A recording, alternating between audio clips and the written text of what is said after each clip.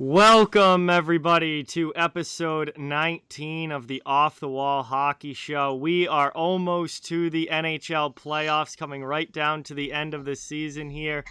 I am joined, per usual, by Steele as my co-host tonight. Steele, obviously a lot to talk about with the NHL this week. Great to have you back on the show again. Got it. Thank you. Are you ready for a big week of hockey talk? Oh, man. First of all, how are you doing? I'm doing pretty well. Yeah, man. I know you've been busy. I know you've had some couple of good games that you called this week. We did some games this week, too, as well. So that was great. Loved all the stuff we did there. Man, if you're not following John from Off the Wall Hockey, you should be. Yes. It's the Off the Wall Hockey Show, a hockey show for hockey fans. We do want to thank our sponsor, Canine Country Club Resorts. Their support is absolutely phenomenal, and we can't thank them enough for that. Nope.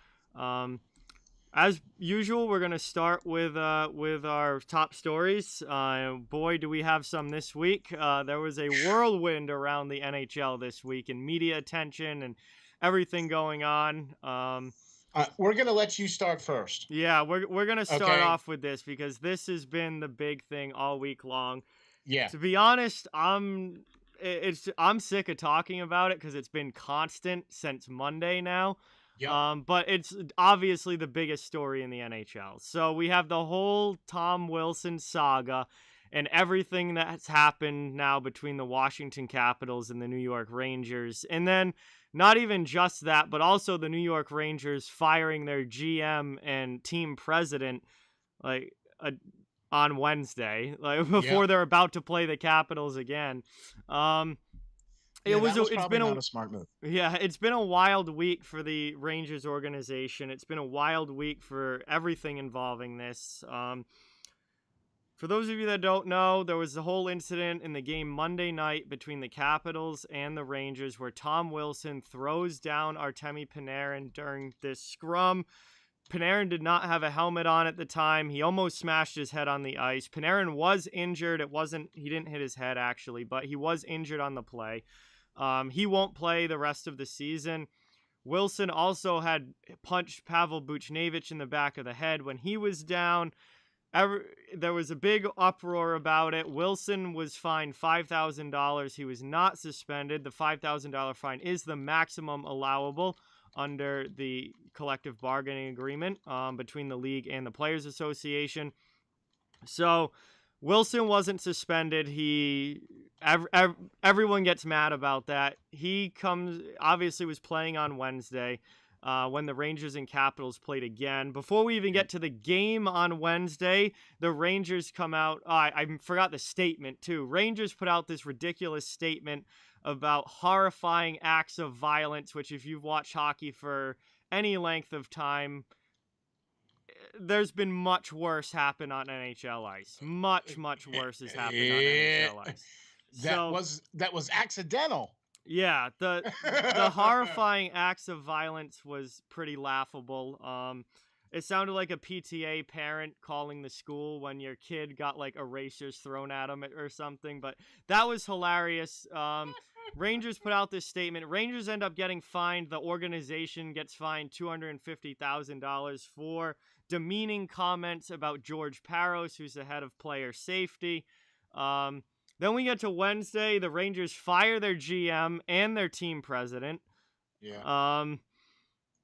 Jeff Gorton and John Davidson lose their jobs. A real weird timing as far as that's concerned. The Rangers ownership comes out and says that it had nothing to do with what was happening with the whole Capitals situation, which believe that if you want. That's up to you. And then Wednesday night, the Capitals and the Rangers actually play a game. And there's 6 fights in the first 5 minutes. There's a line brawl to open the game. Wilson gets jumped by Brendan Smith. Brendan Smith, kudos to him. Good job standing up for his teammates. Right. The Rangers don't exactly have the toughest lineup in the league. So for them to step up physically in that way was actually really nice to see from New York. And we didn't know if it was going to happen or not. I was hoping it was going to happen, but we didn't know for sure until the puck actually dropped. And boy, did the Rangers step up. So anyway, that's a fight-filled game. It was a lot of fun to watch. It was the most fun I've had watching hockey in a while. And basically, then we get the Pavel Buchnevich suspension for cross-checking Anthony Mantha in the face, which I thought it would have been really funny if he just got a $5,000 fine. That would have been the move, was to just fine him $5,000, exactly what Wilson got. That would have been the move, because it would have just been downright funny. Yeah. But he gets suspended for one game, which, I mean, the Rangers' season's over already, so it really doesn't matter. They're not going to the playoffs. They just have to play out these last couple games, and their season's done. But anyway, it's literally been a soap opera all week in the NHL between the Capitals and the Rangers. I mean, I found most of it just kind of pure entertainment. I thought the game on Wednesday was fantastic. I was really glad that we got 6 fights. I was glad the Rangers stepped up the way that they did. It was old school hockey. It was old time hockey, exactly what I wanted to see, exactly the kind of hockey that I like. And all in all, it's just been a ridiculous week for the Capitals and the Rangers. Have to agree with you 100%. And look, we have talked about this pretty much all week on the NHL Parallelism show. And I'm going to say this, okay? If things were taken care of the night that Tom Wilson threw down Panarin, okay, then if things were taken care of that night by somebody on the Rangers taking out Tom Wilson, look, I'm not advocating violence towards anybody, okay? But what I'm doing is advocating that your players stick up for each other. So as you see, they did a pretty lousy job of sticking up for Buchnevich, who was on the ground being pushed on by Tom Wilson. Yeah, they'd do anything on Monday night. Wilson played the rest of that game and wasn't touched. That's what I mean. Yeah. They had no answer to Tom Wilson at all. So if there was somebody on that team that could have been an answer to that, we would not even be having this saga, because it would have been taken care of on the ice. Okay? The first night. That's what I mean. Yeah, the very absolutely. first night. The very first night that he ragdolled Panarin. If somebody on the Rangers came up there and cold cocked him while he was sitting there, right, and taking care of business like they should have, we wouldn't be talking about this. There would be no issues. And if they had to come back out the next game and do all those fights like they did, all right, I'm still cool with that too. Okay? Because that obviously needed to happen. Okay? Because let's face it, there was nobody on New York that was even going to stand a chance. They picked on Michael Raffl. Yeah. To fight him. Come on. Well, everybody was fighting at that point, but Brendan Smith was the poor guy that had to actually go out and fight Tom Wilson. And listen, Brendan Smith has dropped the gloves and he's got some experience fighting, but he is nowhere near the weight class of Tom Wilson. And Wilson pretty clearly won the fight. I mean, Brendan Smith was just the guy that had to go and do it. But the fact of the matter is that the Rangers don't have a nearly tough enough team.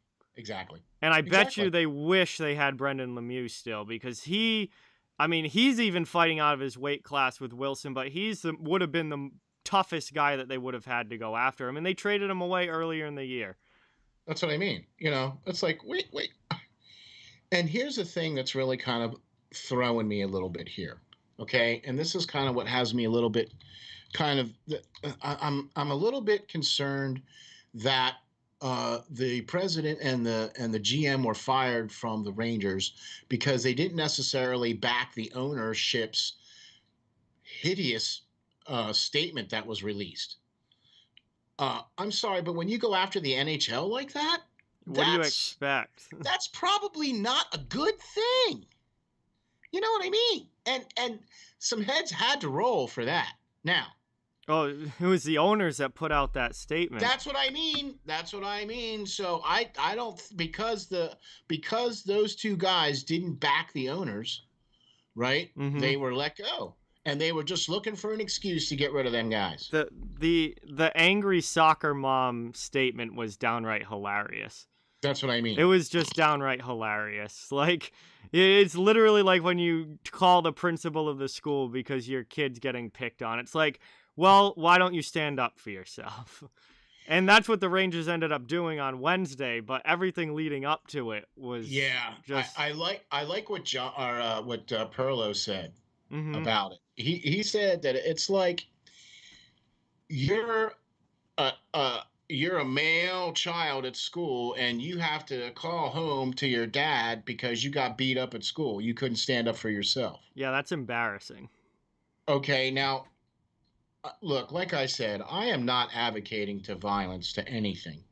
Okay, I am advocating that you do stand up for yourself. And I'm advocating, especially in the hockey world, when you are on the ice, it is expected that you stand up for your other players. Oh, 100%. This is a sport that literally allows you to punch each other in the face. And you don't get fined, and you don't, well, normally, you just get a 5-minute game major penalty. That's it. You know, if you start throwing fists in football, you are fined, thrown out of the game, ejected, the whole 9 yards. Okay. So the fact that they even allow you to hit people in the face and allow that to happen in hockey, that if you can't hang like that, then you shouldn't be playing it. Yeah, and we learn that the Rangers need some sort of toughness. Yeah. I mean, obviously they dropped the gloves on Wednesday, but they didn't have the firepower to be able to compete with a tough team like the Washington Capitals in that regard. I agree. And even the guy that they had fight Tom Wilson lost the fight to Tom Wilson. Right. So that was like a completely useless. I mean, again, good on Brendan Smith. He was fighting out of his weight class. He was going out there and doing what had to be done. And he was the poor guy that got stuck doing it. But the fact of the matter is that Brendan Smith shouldn't have to be the guy doing it. Yes, I agree. That's what I'm talking about. And there aren't many. Tom Wilson's one of the toughest players in the league. There aren't that many teams that have guys that can even out with Tom Wilson in a fight situation. I mean, you've got Ryan Reeves in Vegas. You've got Milan Lucic. You've got Nick Delorier probably could hold his own. Yeah. I mean, there's a couple of guys. There's a few guys left, but there aren't many that can hold it with Tom Wilson in a fight situation. Pat Maroon down in Tampa Bay could handle Tom Wilson. Honestly, one of the Barclay Goodrow could have probably do the same thing. Goodrow is a decent fighter. Honestly, one of the biggest guys that could handle Wilson is his own teammate, and that's Zdeno Chara. He did nothing. And all that scrap and all that stuff, he did nothing. He stayed away. Oh, well, the Capitals handpicked who was going to be involved and who wasn't. Brendan Dillon wasn't involved either for a reason, because the Capitals were making sure that they were going to have him for the playoffs and that nothing was going to happen to Brendan Dillon. It was very orchestrated by the Capitals as to who was going to be involved with the fighting and who wasn't. And they had their fourth line guys do it.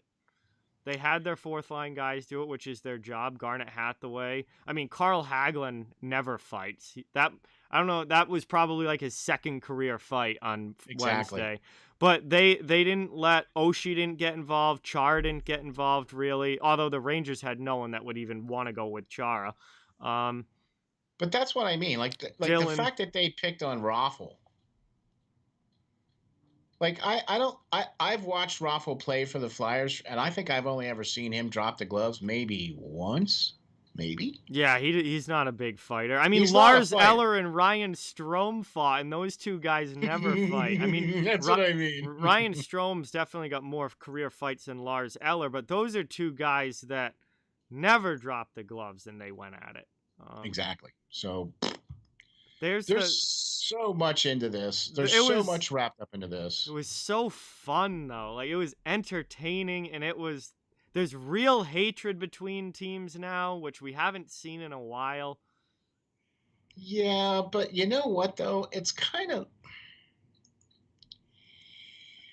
all kind of comical.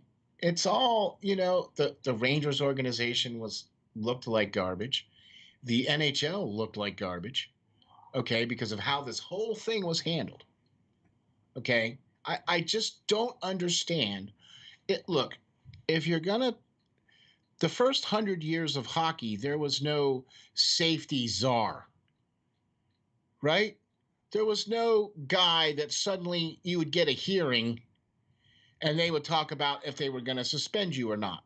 They didn't have that for the first 100 years of hockey, did they? No, there was always a somebody involved with or in charge of handing down suspensions. Going back to Colin Campbell, Brian Burke had that job for a while. Okay, but it's been within, say, the last 10 or 15 years. That it's come to the forefront, yes. Where they've put out, like, they make a big deal about it now, where you have, like, the head of player safety, he's doing videos about the suspensions. He's doing, they're putting out explanations. It's tweeted out every time. Like, that's been recent, but there's always been a somebody with the job of handing out suspensions.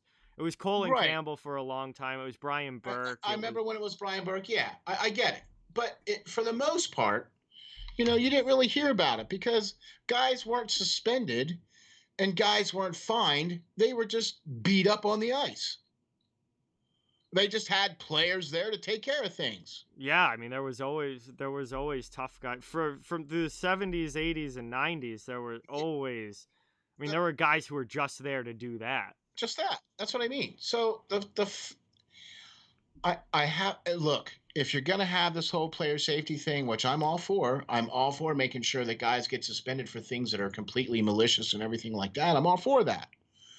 But if you are going to get a guy and you are going to either A, suspend him, or B, fine him, then what's a $5,000 fine for a guy who makes $5 million a year? Oh, that's hysterical. That the maximum fine. The maximum fine is $5,000. You know what? If you made these fines $50,000, $75,000, $150,000, we would be done. Well, there would be no Tom Wilson saga. Well, because he would have been slapped with a quick little $50,000 or $150,000, whatever the max would have been, or be if it's normal the way it should be, in my opinion. That's on the Players Association. But that's the thing. The players are the ones like, oh no, we can't have that. The players don't want fines more. It's in the CBA. That is from the Players Association that the maximum fine is $5,000. The players are the ones who didn't want to be fined more than that. Oh, well, you know what? At that point, I wouldn't necessarily allow the players to select whether or not they can be fined and for how much. That's almost like saying, okay, it's not okay for you to do something wrong, but you made up the rules, so we'll just forget about it. You have to change the CBA at that point. That's what I mean. You can't have the players dictating whether or not how much their fines are. It shouldn't be up to them, in my opinion. Okay, this is completely and strictly my opinion, because this is what we're getting. This is what we're dealing with now. $5,000. It doesn't make it. It doesn't make it. It's not a deterrent at all. Right. That's it. That's the word I was looking for. These players, when you're making $5 million a year, actually Wilson's over $5 million a year. Yeah. You don't care about $5,000. That's a tip. That's a weekend at Vegas. Oh, it's like I said about Kevin Bieksa in an interview one time. Said that when he was like, he would get fined and he wouldn't even realize that it was missing from his check. That's crazy talk, man. That's how little $5,000 is to these players that are making millions and millions of dollars a year. And look, I understand that there's that level of player that doesn't make that kind of money. Okay, but they're still making close to $1 million a year. And if you suddenly have to dip into your bank and pull out $50,000 for something you did stupid, guess what? You ain't gonna be doing that stupid thing anymore. Well, why don't they make it a percentage of your salary? Why don't they make it a percentage point based on what you make? That's a great idea, man. That's a great idea. I love that idea. Because then it would be consummate to what you're making. So if you're only making $925,000 a year, you're going to get fined less than the guy making $8 million a year. Yeah, because obviously Yeah, go ahead. Because the fine for a guy making $8 million a year, he's just going to laugh at it. Whereas it's much more of a meaningful amount to somebody making $8 million a year. Yeah, or making, if the guy making $900,000, it's going to affect them a lot more than the guy making $8 million. Well, yeah. So make it a percentage of your salary. I'm all for that. I love it. That's a great idea, man. I love that. That will never happen. The players will never agree to that. But well, no, it would not when you give them that kind of power. No, but I don't think you would never. That would never actually happen because the players would absolutely never agree to that. But if you want to fix the fine system and make it more than $5,000, which does absolutely nothing, then you got to start somewhere. Yeah, you got to start doing something. I mean, if you're only gonna fine them $5,000, then start giving them more games. Because if a player doesn't play in a game, they don't get paid, right? They don't get that's why guys that get suspended end up losing way more money than the guys who get fined $5K. Because they miss a game, they lose their salary for that game. And some guys, depending on how much money you make, could be $20,000 for that game. Yeah. Or more. Yeah, absolutely. You know what I mean? So I like that idea too. I like the idea of percentage of salaries. Okay. I really think that's a good idea. I think they should look into that. I agree. It's probably never going to happen just because it's the CBA. The players, they'll be like, well, we're not going to agree to this. Yeah. Yeah. And that to me is, I don't think the players should have that kind of power to dictate that. I'm all for giving players as much money as possible, and I'm all for giving players all the benefits as possible with medical and all that other stuff, because in the end, they're the ones that sacrifice their bodies. Mm-hmm. The owners aren't sacrificing nothing, okay, except the business and whatever investments they've made. Yep. But for the most part, the player sacrifices their body. So I'm all for taking care of the players, and I'm all for making sure that the players get theirs. Okay? And when it comes down to it, I'm probably going to take the player's side before I take the owner's side. Mm-hmm. Okay? Just because the players usually always get dumped on. You know what I mean? Yeah. But in this instance, I don't believe it should be up to them as to how much the fines are. That should not be in their hands. Yeah, no, I agree with that. Or you gotta add a zero. $50,000 would be such a more impactful amount than $5,000, which these guys probably spend. Some of them probably spend in a weekend. Like I said, a weekend at Vegas with their family. Yeah. Or a little vacation up to the Cape. There goes $5,000 for these for the guys. weekend with their family. Exactly. So that's the big thing, I think, is that you got to have more impactful fines. I agree. Yeah. I agree. 100%. What Wilson did was a garbage move. It was a garbage move to throw Panarin down like that. But it's up to the Rangers to respond to that on the ice, in my opinion. Which is why I said that if the Rangers would have taken care of business right then and there while it was happening, okay, then we wouldn't even be having this conversation. Okay?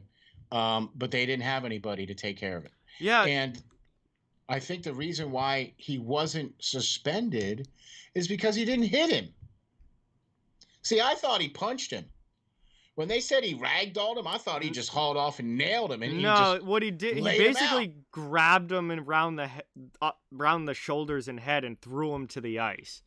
Okay. Which I think is worse than a punch from a hockey standpoint. That's a dirtier move than punching somebody. Punches in hockey are very accepted. Punches in hockey are accepted and in some cases very much expected. Whereas because there's a lot of face washing. There's a lot of face washing. There's a lot of short jabs in it, guys. And punches are an accepted part of hockey for anyone that's played hockey. But when you start throwing people to the ice, especially when they don't have a helmet on, that I can tell, at least with people that I know that have played the game, I've played hockey, That to me is a far dirtier move than just punching somebody. And it actually seems like it was more of a disrespectful move. It's extremely disrespectful. Yeah, like he has no regard for Artemi Panarin's health or safety in that situation. Where, you know what, if you want to square up and throw, then square up and throw, or if you want to get a shot in, but don't throw somebody to the ice, especially when they don't have a helmet on. That is an extremely dirty and disrespectful play. And it was a garbage move. I thought he could have gotten a game or two for it, but I'm almost happy that he didn't, because it gave the opportunity to the Rangers to play against him again and to take care of it on the ice. What they should have done is taken care of it Monday night. Which is what I've been saying the whole time. All right, I'm going to go back here. 2007, Ottawa Senators, Buffalo Sabres. Here we go. Chris Neil absolutely smashes Chris Drury with a blindside headshot. And this was, I think, before the blindside rule was in place, so I think it was actually a legal hit. But Chris Drury is the Buffalo Sabres captain. It's funny because he's now the GM of the New York Rangers, who are heavily involved in this. But anyway, Chris Neil blindsides Chris Drury, hits him right in the head. Drury's bleeding on the ice. He's up and out of the game. The next face-off, Andrew Peters, Adam Mayer. I don't remember who the other forward was, but Buffalo puts all their tough guys out. Next face-off, line brawl, goalie fight. That was Marty Biron versus Ray Emery, classic goalie fight. Nice. If you guys are too young to remember this, look it up. Senators and Sabres, 2007 line brawl, fantastic. Anyway, they have a line brawl. The next face-off after this hit happens, and that was it. It was over. It was done with, and it was handled. They played like 2 days later, and I don't even think there was a fight in the game 2 days later. Now let me ask you a question.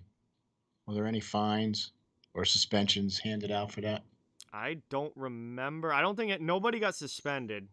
I don't think there were suspensions, but I'm not sure about fines. Knowing the NHL, there's probably some like $10,000 fine for the coach or something. Right. Okay. But no, I don't think any of the players were, but anyway. No, I don't think there were any suspensions, no. Okay. So you realize that we just spent the first half an hour of this show talking about this? And I don't even want to talk about it anymore. I didn't want to talk about this on like after Wednesday. Never mind now. This has literally been nothing. Like there's been nothing else in the NHL other than this as far as media is concerned. And there's a lot of other awesome stuff going on in the NHL. And we're going to get to some of that. Yes, please. Because the next thing that I want to get to, because we already covered, your number one was kind of my number two, which was the New York Rangers fallout after the Tom Wilson thing. Yeah. President and GM fired, team fined $250,000. I don't even know what's going on there, so I'm not even going to pretend to. Other than Jim Dolan is the owner of the Rangers, and if you know how he's handled the Knicks over the last however many years, then you're probably not surprised by this. Right. But, which is why I'm not saying anything about that. So. But yeah, I don't even know where to go with that.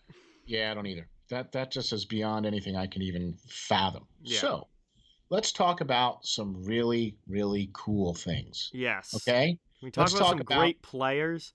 Great players. Conor McDavid at 96 points. He's going to hit 100. He's gonna beat 100. He could hit 100 next game. A 4-point game is not out of the question for Conor McDavid on any given night. No, I agree 100%. And Austin Matthews at 40 goals. Yeah. In 49 games. And he missed games because he was injured. And in about 8 to 10 of the games that he did play, he had a wrist injury and really couldn't shoot the puck. So in essence, 30 games, really? You're talking, he really has 40 goals in about, I would say, 35-ish games that he could actually shoot the puck and play at full strength in. Still, though, 40 goals. Oh, it's unbelievable. It is. And Conor McDavid at 96 points? Oh, my gosh. I didn't expect him to hit 100 this year. You know what's really sick is look who one of the next players on the list is for points.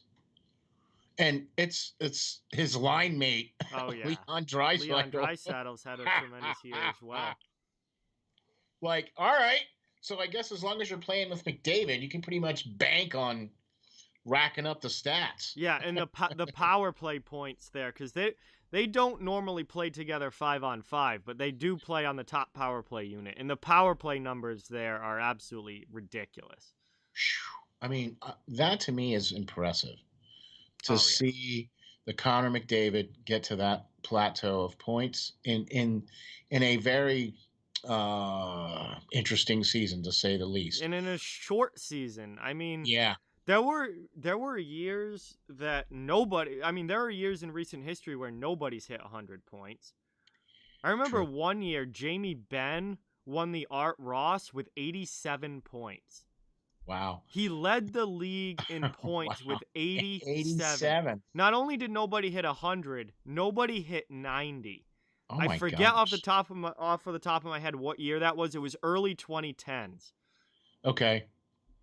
He had 87 points and won the Art Ross.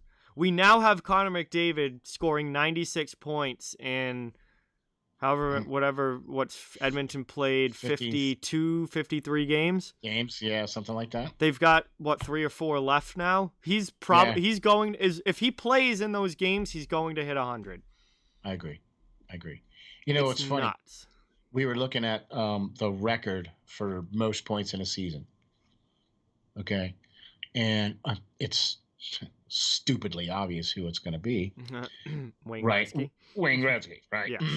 In fact, Wayne Gretzky is the top 4 names on the list before you get to Lemieux. Mario Lemieux, yep. Right? And then after that, it's another 3 spots of Wayne Gretzky. Yeah. And then you got Mario Lemieux for 12th and 13th place. Mm-hmm. Okay. So, and even the most points that Wayne Gretzky scored was over 200. Yes. And he did it more than once. And you will never see that again, I don't believe. I don't think so. No. Even with the more, with the higher goals average now has gone up. I think the goaltending's too good. Okay, but the goals have gone up. Oh yeah, no, scoring the last 4 to 5 years has been on a very steady increase. Absolutely. Right. But I do agree though, there's a lot more, look, when we talked to Tommy Soderstrom, the goalie from the Flyers, we had an interview with him on the Hockey Writers Inc. a couple weeks ago. And this guy is a great goalie. He played for the World Juniors. He's won championships at every level except the NHL level. Okay. Mm-hmm. And this guy said that if you look at goalies today, they are much taller than what they were back then. Mm-hmm. Okay. So now you're starting to see goalies in the net that are 6'6", 6'5", 6'7", right? So when they go down on the butterfly, they're still tall enough to cover, to still get to the top of the crossbar with their head. Yep. And they're down on their knees, right? But what he said is this. He said goaltenders back then, he believes, had more talent because the players back then were scoring much differently than they are today. Mm-hmm. Okay. And with the likes of Mario Lemieux and Wayne Gretzky and all that other happiness. And then you look at, he said, what guys are doing now is you take an athletic kid and you teach them the angles and they could be a pretty good goalie. So they don't need to have talent. They just need to know how to play angles and have some physicality and some agility. I mean, you can't throw me in there and expect me to save pucks or no. I certainly would never want to play goalie. But you understand what I'm saying. He said that's what he felt, that the goalies back then had more talent than what the goalies do today. He said, you get a kid in there now who's 6'5", 6'6", and heck, all he has to do is stand there, and he's already got 3/4 of the net covered. Mm-hmm.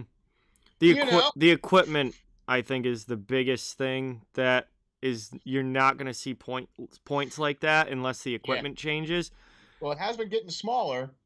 Slightly, but it's nothing like what they wore back in the 80s. Right. I mean, the goaltender just standing there takes up so much more of the net now than they did 25, 30, 40 years ago. They take up so much more of the net. And some of that is big goaltenders and guys who are 6'6", but some of that is, or a lot of that is the equipment that they have. When you look at their chest pieces that they wear, right? For goalies, the chest piece that they it's a shoulder pad and then it's a chest piece that they put on top, right? So that chest piece is like this much further out than your body. Yeah. Right? 2 or 3 inches out past your body. So now you look much bigger. You fill out your jersey because of the equipment you're wearing.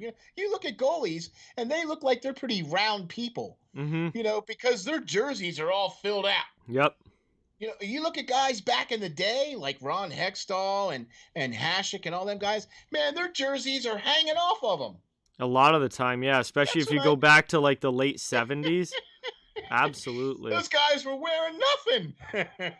I'll tell you what, I am really, really glad that I wasn't a goaltender in like the mid to late 80s when Al McInnes and Al Iafrate were rocketing 100-mile-an-hour slap shots. Like, that was when guys started shooting at like 100. With that equipment, are you kidding me? I would be out of the net in the corner saying, "You can score, buddy. Have fun." In fact, the pile of my equipment would be laying there to help stop the puck, and I'd be over there off the ice in the Zamboni aisle. That's where I'd be. Yeah, I would not have been stopping 100-mile-an-hour Al McInnes slap shot in 1988. No, thank you. Nope. And that's the other thing too. When you look at the goalies from back in the day, they didn't even wear helmets. Now, they weren't shooting 100-mile-an-hour slap shots. Yeah, back then, they didn't get the puck up as much, and they didn't shoot it nearly as hard as they can now with the sticks now. But still, though. A puck hitting your face? No, thank you. Not on a regular basis. No, thanks. Okay, so with Conor McDavid getting to 96 points, that is just amazing. It's unbelievable. It really is unbelievable. And with Austin Matthews at 40 goals in 49 games, and really technically he's only played 35 out of those 49 games because he's missed how many? I think he's missed like 8. How many? Or some. I'm not between 8 and 12 games I think he's missed this year. I think it's 3 or 4 that he's actually not played in. Okay. But he also had a stretch where he was playing, but he couldn't really shoot. Right. Because he had a wrist injury. So that's what I'm talking about. I think there was like 8 or 12 games. Yeah, if you take the games he missed and the games that he was severely hampered in his shooting ability in, it would probably be 10 to 12 games. Okay. Yeah. Okay. So then that still leaves him with 40 goals in 39 games, technically. Yeah. Or untechnically, I guess, if you want to call it that. So. Yeah. Unofficially, it's 40 goals in basically 39 games, but yeah. All we need to do now is just see him get a cup, right? Get Conor McDavid a cup or get Austin Matthews a cup. Neither of them have won it yet. Nope. Well, and until shows the importance of a team and how one player isn't going to win you a Stanley Cup. Exactly. And I think Edmonton probably has one of their best chances right now at trying to make it. Yeah. You know what I mean? No, I mean, this is definitely probably their best shot in recent memory for sure. Absolutely. Right. But, with this group, without a doubt. Yeah. But I don't think it's going to be there for Toronto, though. For Austin Matthews and Toronto. I think they're going to win the first round because it's probably going to be against Montreal. And then after that, it's going to be an uphill climb, I think, for them. Oh, they're either going to play Edmonton or Winnipeg in the second round. Right. So I don't know. They may or may not come out of the North. Who knows? But so why don't you give us your third top story of the night here, Mr. John? Yeah, this is a pretty quick one, but definitely a big congratulations to LA Kings center Anze Kopitar, who scored his 1,000th career point a couple nights ago. Yeah, Kopitar obviously has been a phenomenal player for the LA Kings for a long, long time now. 2-time Stanley Cup winner, captain of the team now, one of the I think more underrated two-way centers that we've seen in the league, certainly in, the last 20 years or so. Kopitar has flown under the radar for a lot of his career, and I don't think enough people realize how good he's been for such a long period of time. And obviously the Kings not being great the last couple of years hasn't helped with that. But right. Kopitar's an unbelievably good two-way player. He's great defensively. He does have 2 cups. Yeah, no, back 2012 and 2014 when... Well, that's another thing that I think he's super underrated is because who thinks of Anze Kopitar as, one of the top centers in the league?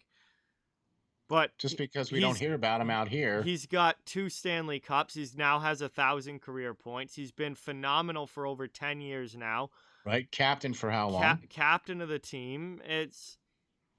Kopitar is, I think, a severely underrated player throughout his career. And I think he's been absolutely fantastic.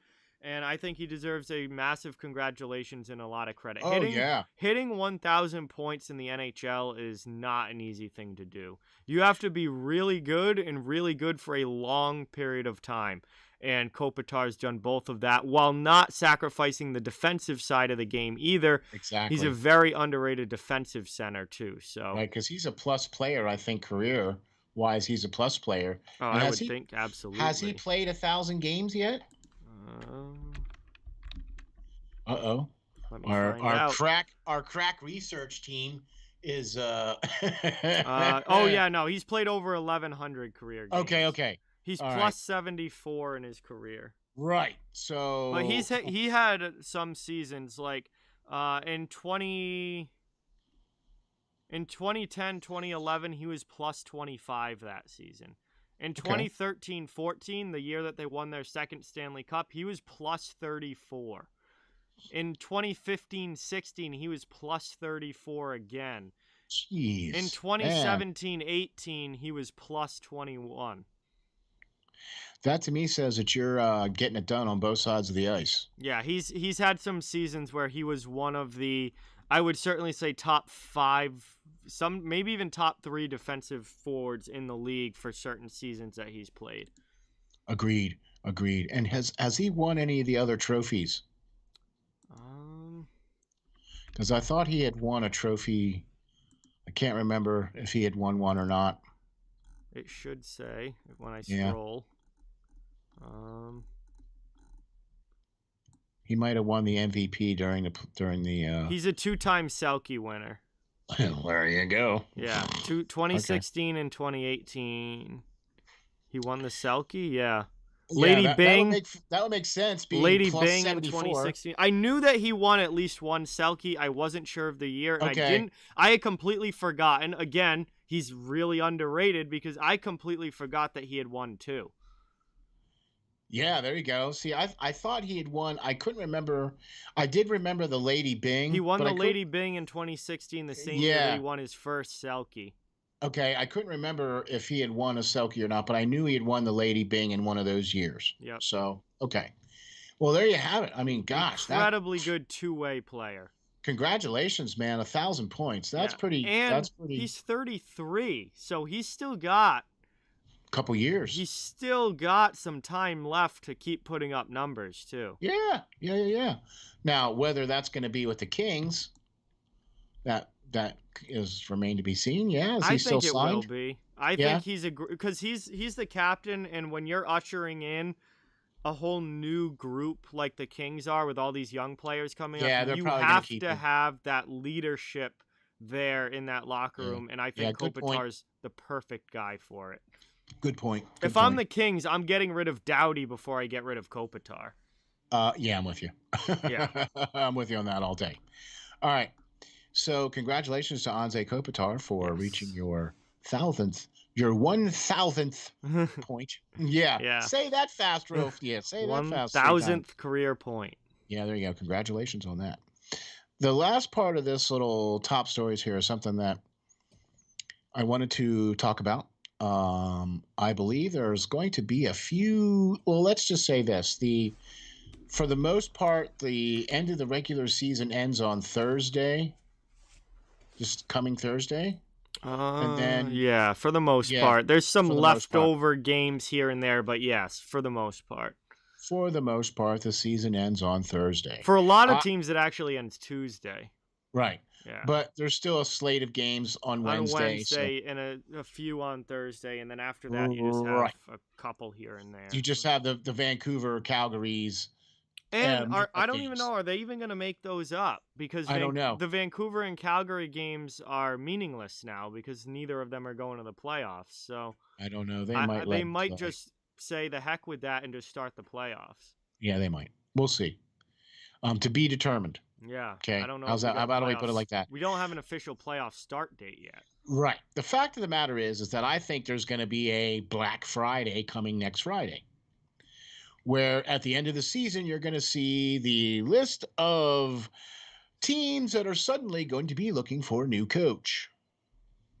Okay. Mm-hmm. And some of those teams, I believe, well, we know one of them is going to more than likely be Arizona. Okay.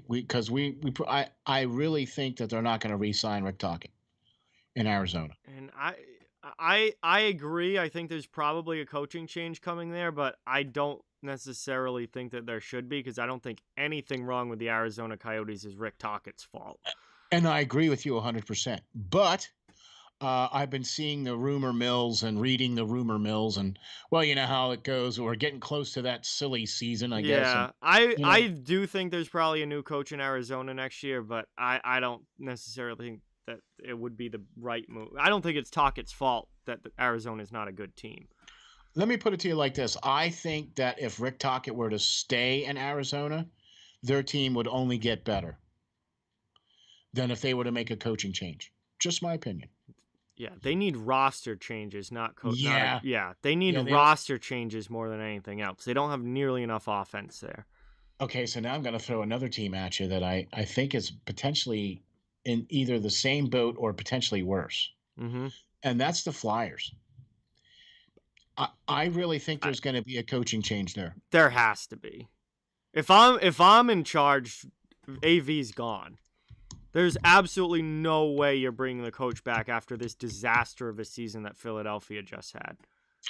The amount of mistakes that were made on the ice by the coach, the fact that the team was out-coached by a New York Rangers team that had their front office people as the coach. Yep. Yeah.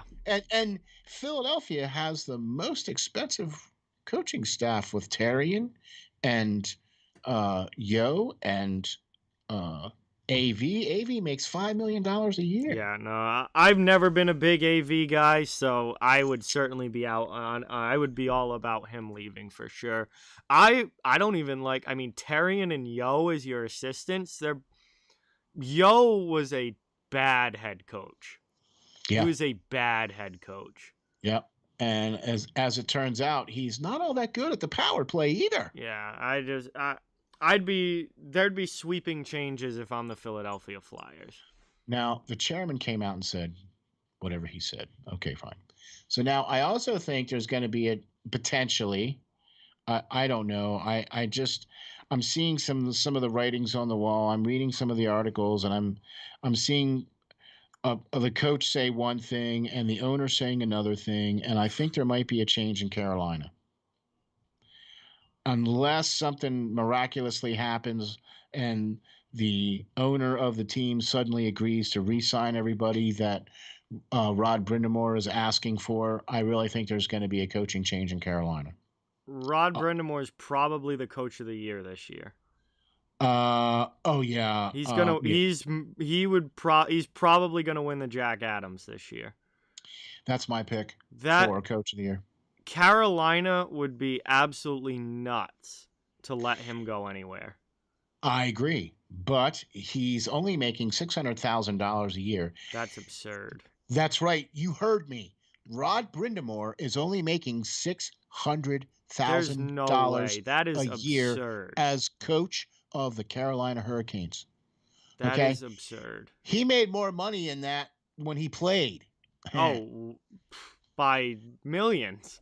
Anyhow, so his statements were that He feels that he's a Carolina Hurricane, and that's all great. But he also laid down the law to the ownership and said, if you don't re-sign the assistants and all the training staff, then I'm not going to sign a contract for your team.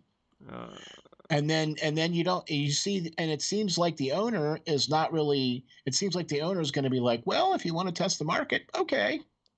That would be so bad for the Hurricanes. Look. I really hope it doesn't happen because I think Rod Brind'Amour is the coach of the Carolina Hurricanes. And do I think the ownership should deep into their pockets and pay this frickin' guy? Absolutely. Didn't you learn your lesson watching the Washington Capitals let Barry Trotz walk away? Okay. So pay the man. If you don't pay the man, then guess what? He's out. Okay? Because he's already said that if you don't take care of what you need to take care of, he's not going to re-sign. Whether that happens or not is a different story, but I'm going to say this. I think there are a couple of teams that are going to have some coaching changes this coming year. Yeah. And I really feel that Arizona is probably going to be one, and I also feel that Philadelphia is going to be another. Okay? If Philadelphia lets go of Vigneault, which they should, Rod Brind'Amour should be their number one target. Hey, and you should back the Brinks truck up and tell him, oh, hey, God, yeah. Whoever you want to bring up here, we'll sign him, bring him on. You want how much money a year? No problem. Here you go. If they're willing to pay Alain Vigneault $5 million a year, I'd be offering Brind'Amour $6.5. Especially if he takes the Carolina Hurricanes to win the President's Trophy. Oh, yeah. And especially if he goes to the Stanley Cup Finals like I'm predicting that he will. Yeah. It would be brutal for Carolina to lose Rod Brind'Amour because that Carolina team is on such the right path from being a non-playoff team to being a playoff team to now being a contending team. They have been nothing but better and better and better each year under Rod Brind'Amour. He has done a phenomenal job with that team, coaching at its absolute finest. They would be nuts to let him go. Especially if he wins the Jack Adams, especially if he gets deep into the playoffs, especially if he wins the President's Trophy. I mean, these are so many things that would make you want to pay the coach a little bit more than $600,000 a year. And do what the coach wants you to do because he's turned your team from a perennial dumpster fire into a perennial contender. I mean, in not a very long time. And obviously the general manager has done a lot. The general manager has put a very good roster together. But you cannot tell me that Rod Brind'Amour does not have a massive impact on the success of that team. All you have to do is look at how the Carolina Hurricanes play. They out-hustle you. Yep. They outwork you. They out-hit you. They outshoot you. They out-block you. They do all the little things well. They play well at both ends of the ice. What Rod Brind'Amour did when he played. That is coaching. Yeah. That is all coaching. Straight up. Yep. No two ways around that. No two ways around that whatsoever. So, if Rod Brind'Amour hits the coaching free agent market, he should be the number one target on any team looking for a new coach's list. Actually, I don't think he should even come out on the market. I think that after AV is fired, right? Yeah. That the next call should be to Rod Brind'Amour saying, hey, Roddy, buddy. Come back. Brother. Come on back to Philly. And there's already the connection there because he played for the Flyers, so. Exactly. So, look, I can dream. I'm allowed to dream, okay? It's probably not going to happen, but I'm allowed to dream. But I do think there's going to be some coaching changes, at least in Arizona and potentially in Philadelphia. Buffalo? Do you think Don Granato gets a chance to actually be the coach? Yeah, because I think he's done well with the team since he's taken over. They've played a lot better. It's taken him a couple weeks to get, acclimated, but they have played a lot better even after the Taylor Hall trade. They played better. I think Montreal's going to have a new coach next year. Well, now they've made a coaching change halfway through the year. And it hasn't helped at all. So I don't think Ducharme's coming back. I disagree. I think he's going to probably get a chance. I think he's going to chance to at least go through training camp and might make it through the first part of the year next year. I just have that feeling. No one knows for sure. It's definitely possible. I would guess right now that Ducharme's not back. Especially unless they win, in the playoffs. If they go on a deep run in the playoffs, then that would be enough to keep him. If they're out in the first round, I don't think he's coming back. The Montreal Canadiens are a fly by the seat of their pants, do things on a whim type of franchise. They have zero patience whatsoever, and the fact that the team really hasn't gotten any better with him from where they were under Julian, I think they're just going to say, all right, we need somebody completely new for next year. Okay. That's just what I think is going to happen. But right. Okay. I could see that potentially being a spot to change, but I do think the coach in Buffalo is going to get a shot to go through a full training camp and bring it, because they got some pretty nice looking prospects coming through in Buffalo. You know what I mean? So I'm going to be interested to see that. I also think that Columbus is going to have a coaching change too. Oh yeah, absolutely. That I think is the writing is on the wall. That's over and done with. They're just waiting till the end of the season, obviously. And I'm here to tell you, mark my words, I do not want Tortorella in Philadelphia. That to me would be the worst. That would be like putting white wine, right, with dog poo. I don't think Philly has the kind of team that would respond well to Tortorella either. Which is why I don't think that's not a Tortorella roster there at all. And look, I know there's people out there that are going, oh, Tortorella, he would be a great fit in Philly. No. Well, you're entitled to your opinion, just like I'm entitled to mine. My opinion is that he would not be a good fit there, and I would not want to see him there at all, quite frankly. I don't think he'd fit well in Philadelphia. Nope. Not with the media, not with the fans, not with the players or the roster, right? I just don't see it. Mm-hmm. But that's just me. Okay. Yeah. I'm allowed. I'm with you on that.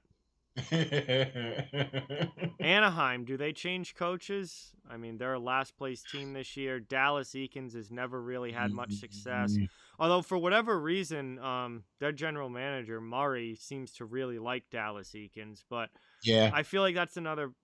Well, that's one where potentially, if the GM likes the guy, they might keep him. But at the same time, I think that would be a place where I'd be looking for a coaching change. In Anaheim? Yeah. Yeah, I'm with you on that too.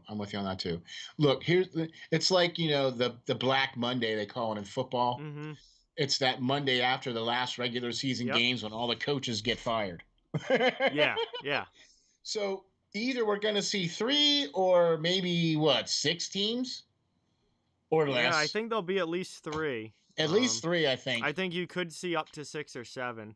Right, but I think there's going to at least be 3. Yeah, there will be at least 3 coaching changes. I would be willing to bet right now for sure. Yep. Well, there you have it, man. That was our top stories. How about that?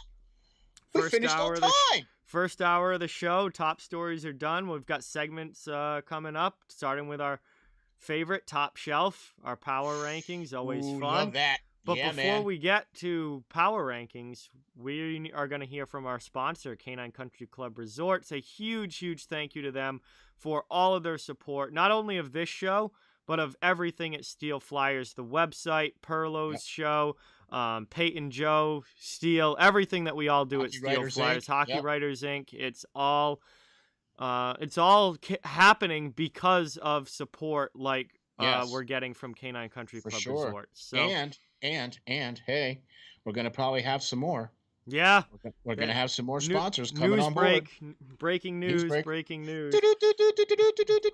Breaking news. We will be having some more sponsors coming in the very, very near future. Yes. So very excited for that. But yeah, man. We are now going to hear from Canine Country Club Resorts. And when we get back, we'll go into our regular show segment, starting with Top Shelf, our power rankings. Here's CCC Resorts.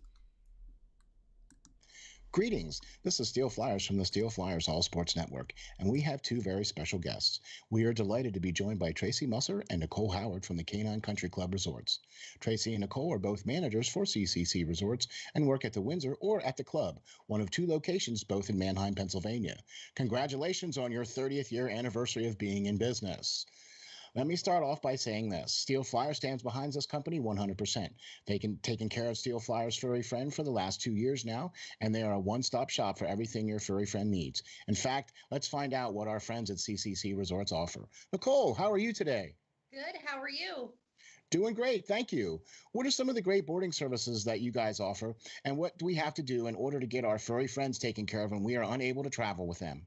Well, we like to bring everybody in for a tour first. That way they can see the behind the scenes, they can see where they stay, they can see where they play, and then we explain all of the fun things that we can add on to their reservation, whether it be one of our packages, either a nature walk, a ball time, or even a cuddle time.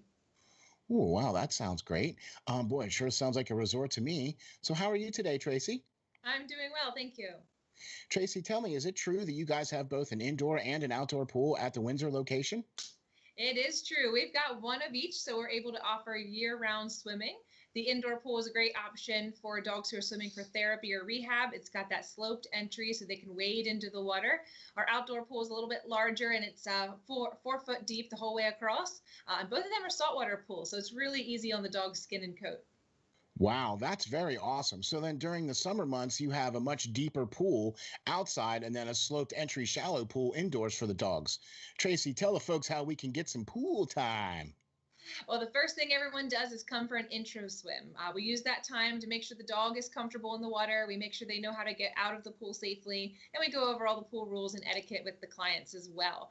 After that, they're able to schedule private appointments where they have the pool to themselves, or they can invite friends and have a whole group swim going on.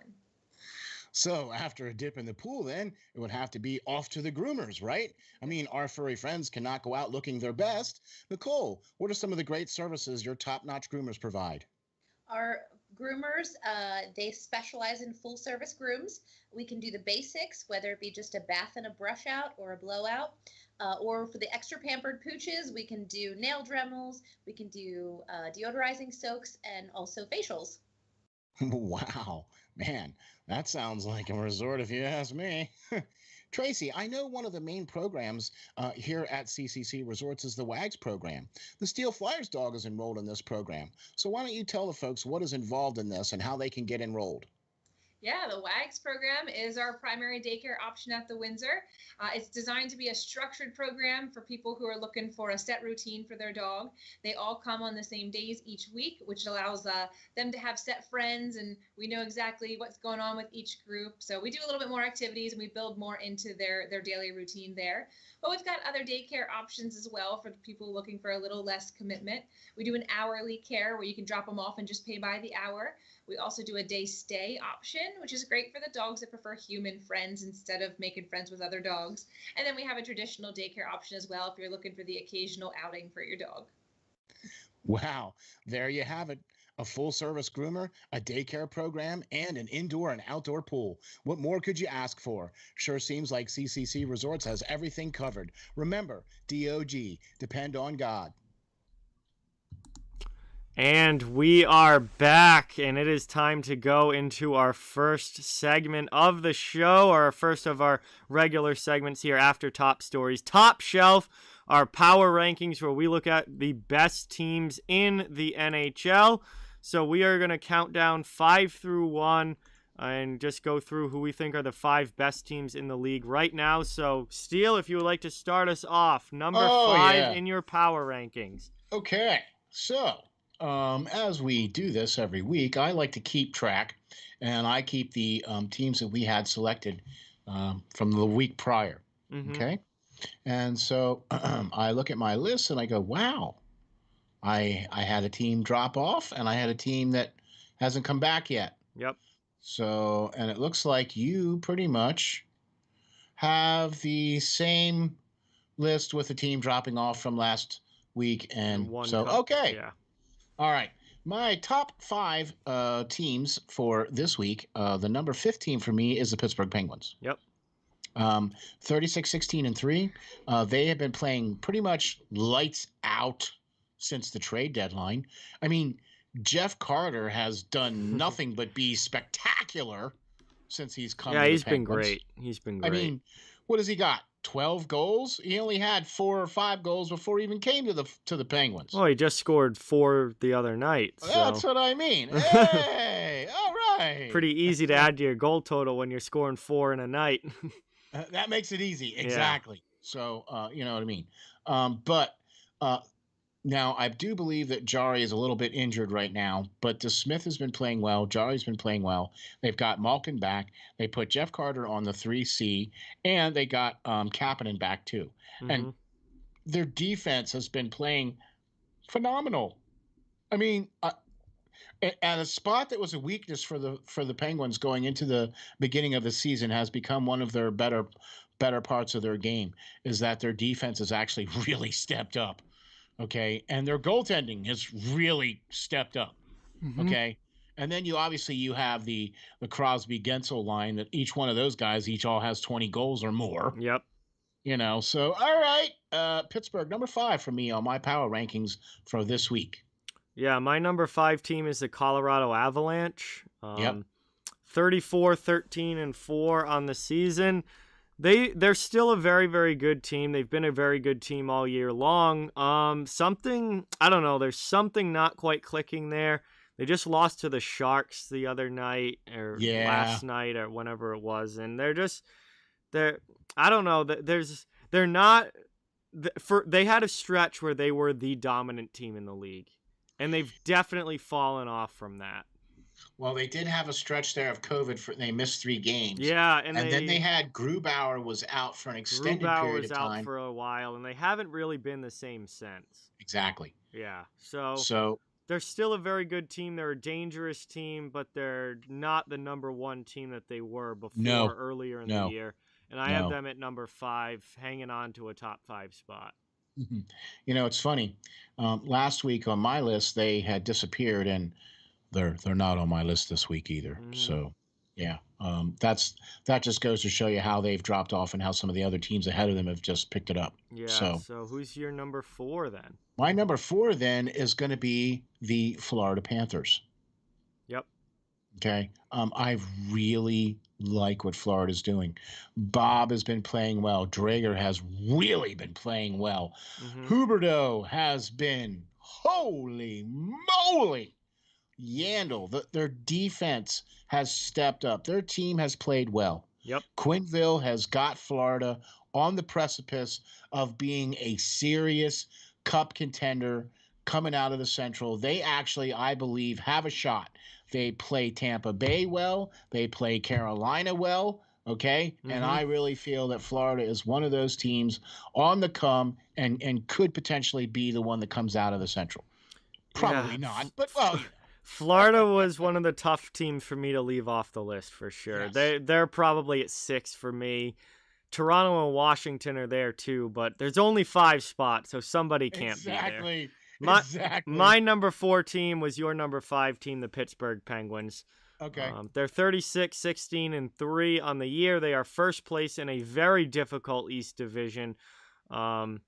They've been playing really, really well recently. The last few weeks, the last month or so has been phenomenal for Pittsburgh. And it looks like, they're in good shape to win the division. And this is a team that I had serious doubts about at the beginning of the year. Their goaltending stepped up. Jarry had a tough start to the season, but from March on, he's been absolutely phenomenal. Their defense has been significantly better than I expected them to be. And I knew the offense was going to be there, but I didn't even expect the offense to be this good. I mean, this team can score with anybody in the NHL. Yeah, and seems like it. I mean, Malkin missed a good 6 weeks, too, and they were fine without him. They were fine without him. And in fact, it wasn't until the trade deadline to where they were actually able to get Jeff Carter, to get that second line center. Really? Yeah, no, they rolled with McCann and some younger guys in there, and they stepped right up and were fine. And this Pittsburgh team, they've continued to prove that they're still a top team, that they're still a contender, that they're still one of the best teams in the league. And I'm done trying to predict when the downfall of the Pittsburgh Penguins is coming, because until they give me a reason not to believe in them, they're one of the best teams. I'll tell you what, and this is what I've relegated it to. Okay, when Sidney Crosby retires, then I'll be able to say, yeah, Pittsburgh's not going to do well this year. Yeah, but until that happens, I'm done doing that too. Yeah, because I thought, I'm with you. I thought Pittsburgh was going to stink this year. I thought they weren't even going to sniff the playoffs. I had them finishing like 5th in the division. Right? Nope. Every time I think it's gonna be the year that Pittsburgh drops off, they just prove me wrong again. So, I'm all in on the Penguins being one of the best teams this year. They've been absolutely phenomenal, and they're number 4 on my list. You realize how difficult that is for me to say? Yes. Yes. Okay. All right. Just so we're clear on that. Okay. Yep. It's difficult for me to say anything good about the Penguins, but it is what it is, and I can call what I can. I call it like I see it. You know what I mean? And I do believe that Pittsburgh is one of those teams, and they potentially could win the division unless Washington can catch them, but they could potentially win the division, and they could potentially be the team that comes out of the East. I don't think they're going to be if they have to play Boston in any of the rounds. Because I think Boston is a better team than Pittsburgh on a head-to-head matchup. Boston has won Pittsburgh and Boston went toe-to-toe this year. Like, their games that they played against each other, a lot of times those series were split. And one would win. That would be a fantastic playoff series. I can tell you that. Exactly. And it would probably go 7 games. Exactly. Yeah. Exactly. Boston could definitely give Pittsburgh a tough fight. Just based on the way that they've played against each other this season. But let me throw this into the mix for you, okay? Yep. Your 3 goalies on Boston, Swayman, Halak, and Rask, are.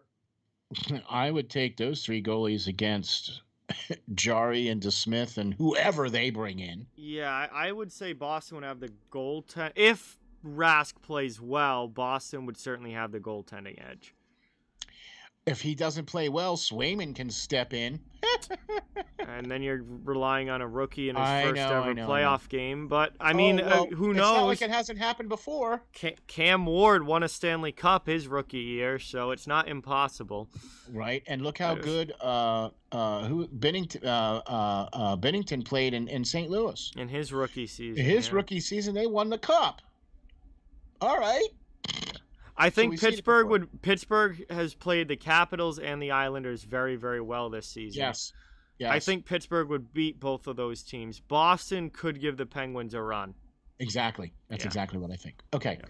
So my number 3 team is the same as mine. Same as yours. Yes. And that is the Tampa Bay Lightning. We're in agreement there. 36-14-3.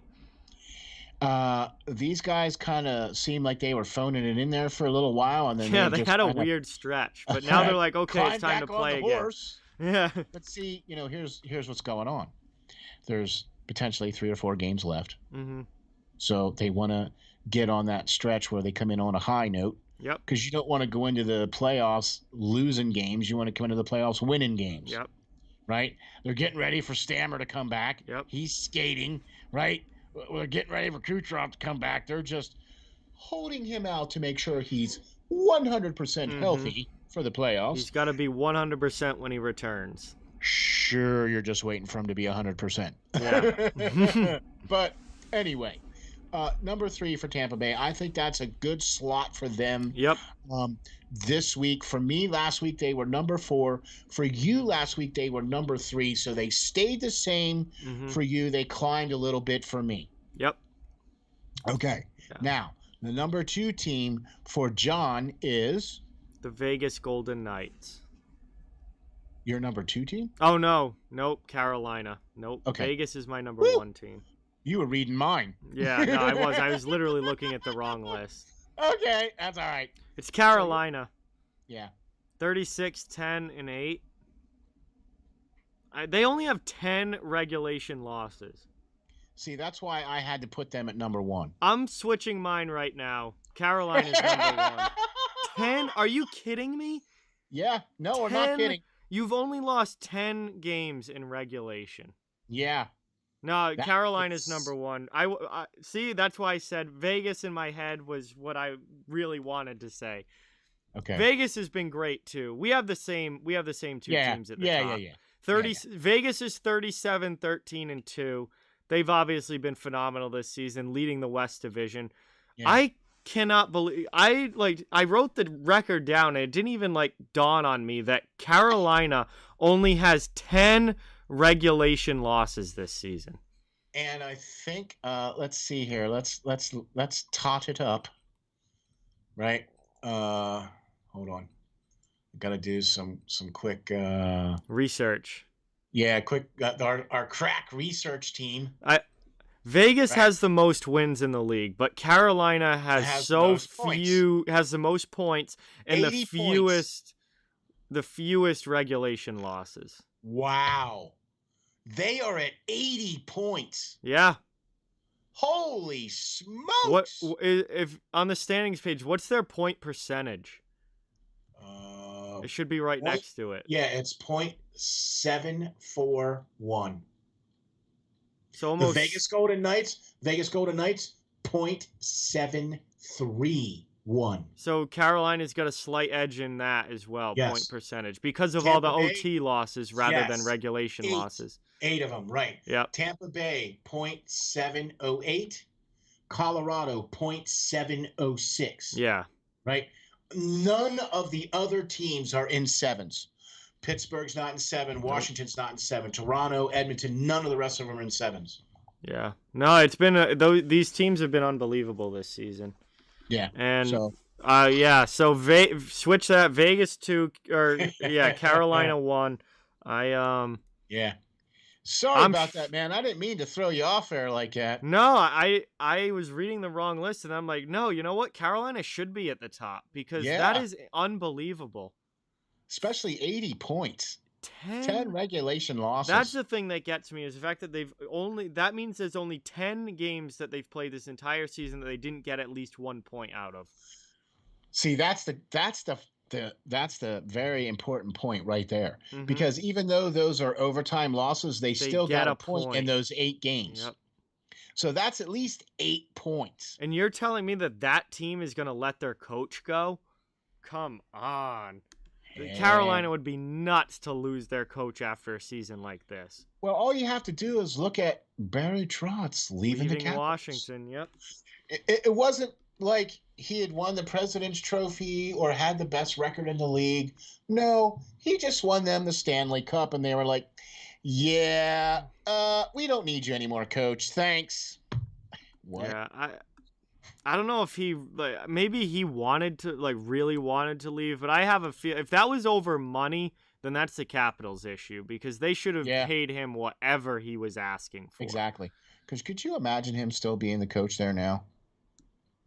Washington they probably could have won another cup. He probably could have won another cup, and I can guarantee you one thing: Washington would not have been a first-round exit the last 2 playoffs. Agreed. They would not have been out in the first round if they had Trotz instead of Reardon behind the bench. Agreed, 100%. Well, there you have it, folks. Our top shelf power rankings for this week. We both agreed on the top 2 teams, Carolina being number 1, Vegas being number 2. We also agreed on the third place team being Tampa Bay. Where we differed was 4th and 5th place. Yep. John had Pittsburgh as 4 and Colorado as 5. I had Florida at 4 and Pittsburgh as 5. Mm-hmm. So there you have it, folks, our top shelf power rankings. You know, look, this gets harder every week. Yeah. To get the bottom 2.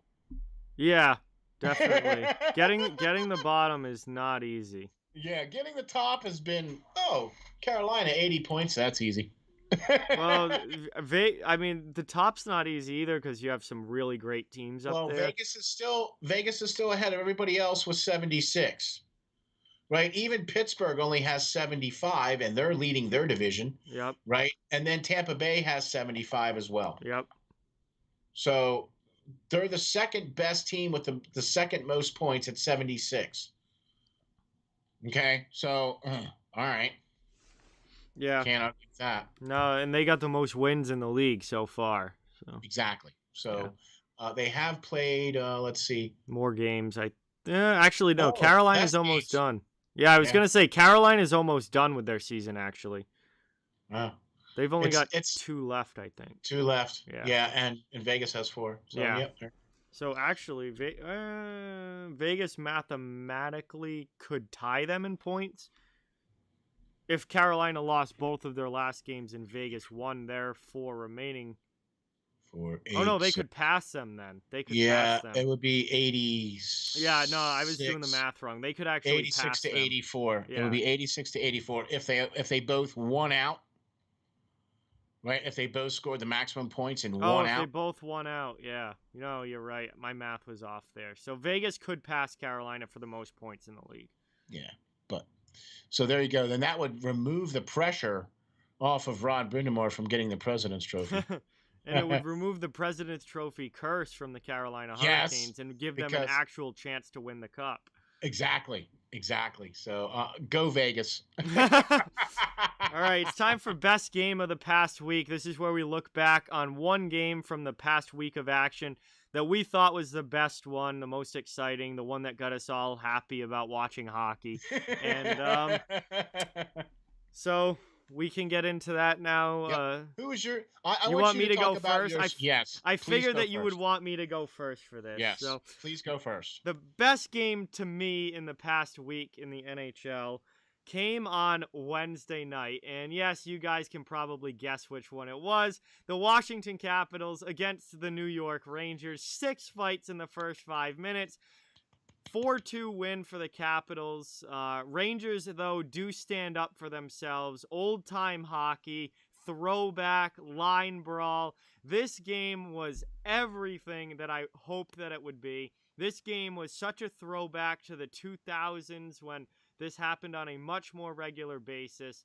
And this was the kind of game that got me into hockey as a kid, that made hockey my favorite sport, and that I grew up watching and loving. And this was just such a throwback game, so much fun.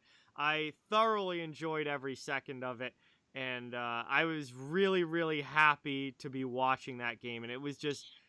I mean, I was streaming it, so if you're watching the stream, you probably could see just my face light up as all this was going on. And I was just having so much fun. So that was my favorite game of this past week. This was one of my favorite games ever in recent NHL memory. It was glorious, and all of it. And I was just really happy. And this game lived up to the hype and was everything that I wanted it to be. So that's my game of the week. And you and Perlo did the call for this game. You streamed this game, so it was kind of interesting to see how you guys both were all like smiling and everything when the gloves were being dropped and stuff like that. So I'm with you, 100%. You just don't see it like that anymore. It used to happen a decent amount. You don't see it anymore. It was a nice throwback. I agree. All right. Well, my piddly little game isn't even going to come close to that. So I'll just rattle off a quick little Vegas Golden Knights overtime win against Minnesota. That was a great game too. 3-2 in overtime. And what made it really cool was that the rookie Krill scored twice in that game to tie it up because Vegas was ahead. And it was back and forth. Man, both goalies, Talbot made some amazing saves. Fleury had some amazing saves. And then in overtime, Vegas took care of business. You know what I mean? Minnesota still gets a point out of it, but I'm really liking this Krill kid I like Robertson too. I would much rather Honestly, I'd much rather go to Robinson just because he's more of a true a rookie. real rookie, as opposed to having 3 years in the KHL or 4 years, whatever Kaprizov's played. Yeah. Yep. So I would much rather go to Robinson because he is a true rookie, but more than likely it's going to probably go. It's going to be Kaprizov, I think. Yeah. Mm-hmm. I mean, the fact that he's almost scored 30 goals in a shortened NHL season, as technically a rookie, officially a rookie, I mean, you don't see output like that very often. No, you don't. And this was actually a really good game. Yeah. And I think that depending on where Vegas finishes, if Colorado can catch them, which they have one more game left to play than Vegas does, so Colorado has 5 games left. Yep. Right, Colorado has 5 games left, so even if they're only 4 points back, they would need Vegas to lose quite a bit at the end here. Yeah, and they would need to win out or take care of business. Minnesota is at 71 points. So if Colorado keeps falling back and Minnesota keeps winning, then we're going to see we're still going to see a Colorado-Minnesota matchup, no matter what, because St. Louis is never going to catch either one of them. They're at 56 points. They're way back. Right. So depending on what happens at the top, you're looking at Colorado, Minnesota, and St. Louis, Vegas as the top, as the things here. So yes, that's what we're looking like for playoff matchups. I would have loved to have seen Vegas against Minnesota, but I think we're going to get Colorado, Minnesota. Yeah. I think so too. That's what it's looking like. Well, there you go, folks. That was our best games of last week. All right. And now we're going to get into something else that we like as part of our regular lineup of things, and that is the 3 stars of the week. Our lists are exactly the same, so we might as well just go 3, 2, 1. No, this was the clearest cut. Completely different. No, you put your list first, and I saw your list. This, to me, looking at the stats, this was the clearest cut 3 stars of a week that I've seen in a long time. Agreed. All season. This was the easiest list to put together all season. Agree. Yeah, I agree. Because even last week, our lists were both completely different. I think we only had one player on there that was the same. Yeah, and there were a lot of guys to choose from. Exactly. This week, there was a clear-cut top 2 players, then everybody else, and then there was a clear-cut top goalie, and then everybody else. This was a real easy list to put together, in my opinion. Okay, so we'll start off with number 3. Yep. Our number 3 star of the week is Mackenzie Blackwood from the New Jersey Devils. Yep. He went 3-0-0 with a 1.65 goals against average, a .950 save percentage, and he stopped 96 out of 101 shots against. That's impressive, done, folks. That's getting it done. Yeah, that's impressive. That is impressive. And that .950 save percentage, too. Yeah. That's pretty good. If you're stopping 95% of the shots against you, you're doing a heck of a job in goal. And let's look at who New Jersey has been playing in those last 3 games. They were no slouch teams. Anywho. All right. Number 2 star of the week is Leon Draisaitl, the Edmonton Oiler. He's he plays on a team with somebody else. I know this was kind of weird because we picked Leon Draisaitl as our number 2. He had 4 games played, 4 goals, 6 assists, 10 points. 10 points. 10 points in 4 games plus 6.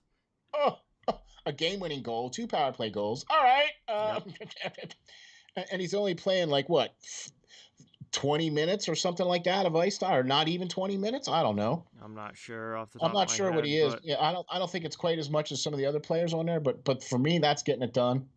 Oh yeah, and Draisaitl had a huge week. I mean, 10 points in 4 games. You're at 2.5 points a game there.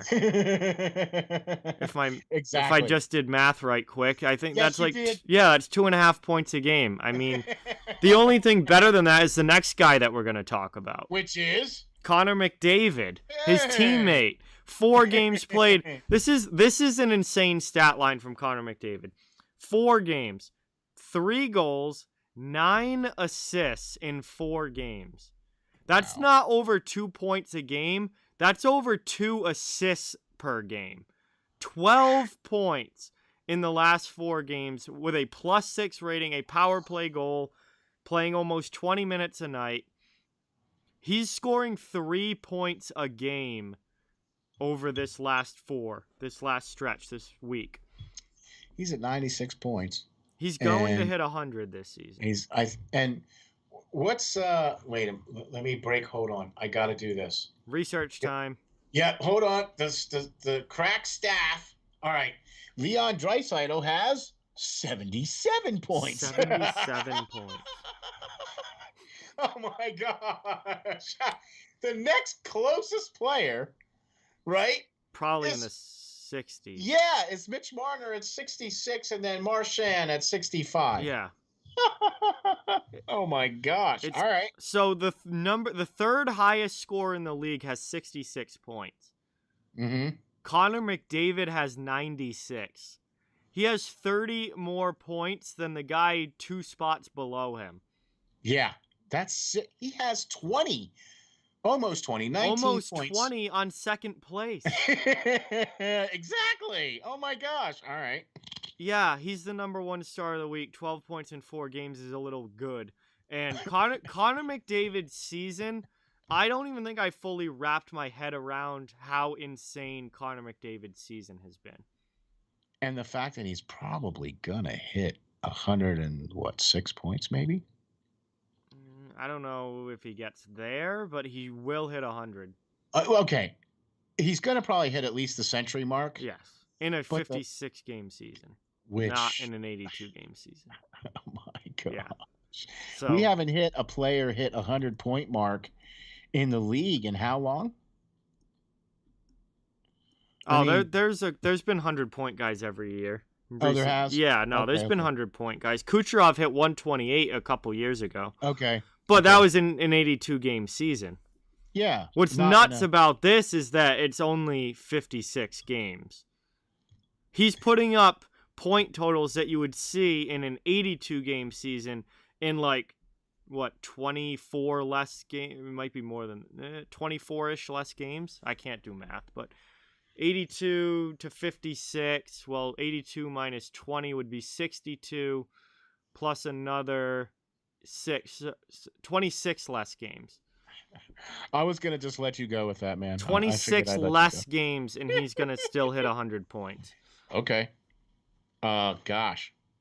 Man. Yeah. That's exactly, not quite. It's almost half. Right? So 26 games is a little bit, it's not quite 56 games.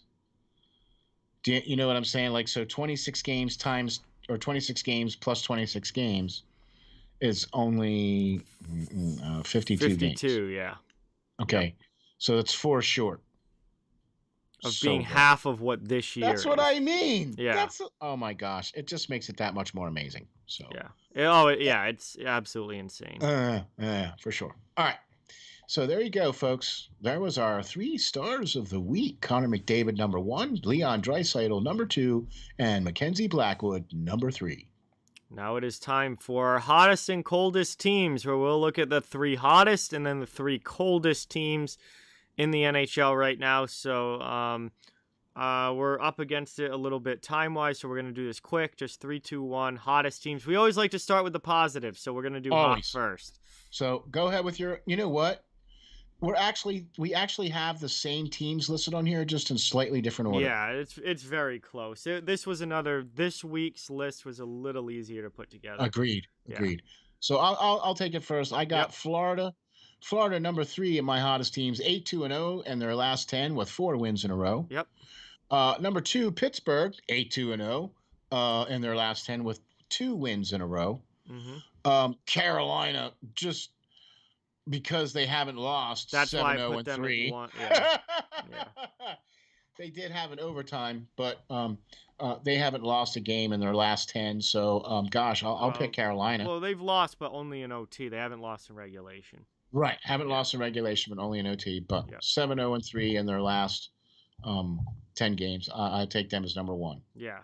So I have Pittsburgh at number 3, 8-2-0, win 2. I have Florida at number 2, 8-2-0, win 4. I put Florida ahead of Pittsburgh because their winning streak's longer. So to me, that makes them hotter.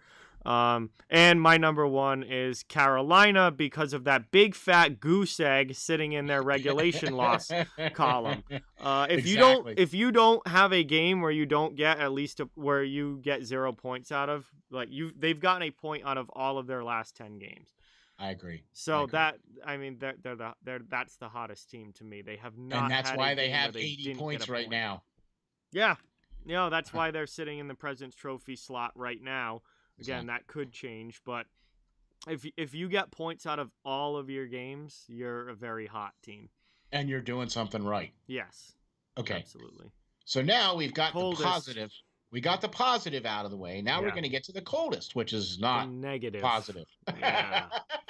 Team's not playing too well. Not playing too well, and I will go first on this one. Yep. And my number 3 team is the lowly New York Rangers. After the whole debacle on Monday night, Panarin went down, was slated to miss the rest of the season, and then everything that's happened with them, they've lost. They've only won 3 games out of their last 10. They've lost 5 in a row now. Yep. So New York Rangers, you're number 3 on my coldest teams list. Yep. Okay. Number 2 on my coldest teams list is this was a tougher list to put in order, just because all of these teams all have the same loss record. They've all it's all 3-7-0 for the last 10. Yep. Okay. Yeah, I just use streak basically as the tiebreaker.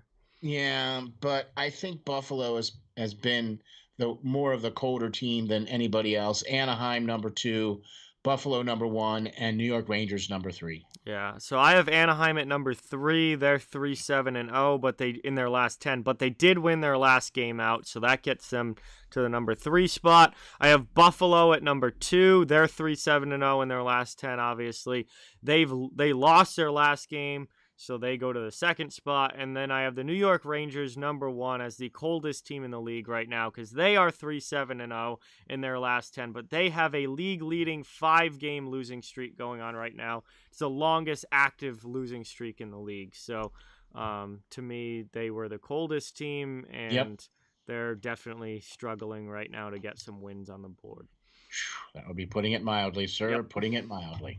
All right, so there are our hottest and coldest teams lists. That is going to bring us now to our final commercial break. Again, a huge thank you to Canine Country Club Resorts for their sponsorship and their support of all of us here at Steel Flyers and all of our work that we bring to you each and every week.